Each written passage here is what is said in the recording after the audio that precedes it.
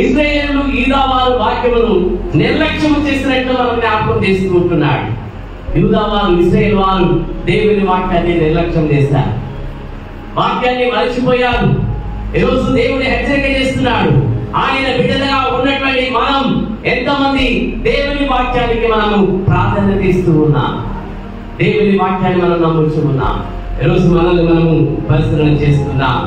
ఈరోజు చాలా మంది కుటుంబాలలో ఆశీర్వాదం రావడం లేదు, ఆశీర్వాదాన్ని కోల్పోతున్నారు. కారణం, ఎంతమంది దేవుని వాక్యం వినాలని ఆతృతతో వస్తూ ఉన్నాం. ఈరోజు దేవుని సన్నిధికి వెళ్ళాలి, దేవుని వాక్యాన్ని వినాలి. ఈరోజు వాక్యాన్ని నిర్లక్ష్యం చేస్తున్నావా? దేవుని మాటలు నిర్లక్ష్యం చేసి దేవుని వాక్యాన్ని విడిచిపెట్టేటువంటి బిడ్డలుగా ఈరోజు మనం ఉంటున్నాం. ఈరోజు దేవుడు మనల్ని హెచ్చరిక చేస్తూ ఉంటున్నాడు. నిర్లక్ష్యం చేసి మరి ఆశీర్వాదాలను పోగొట్టుకున్నట్టు మనం చూస్తున్నాం.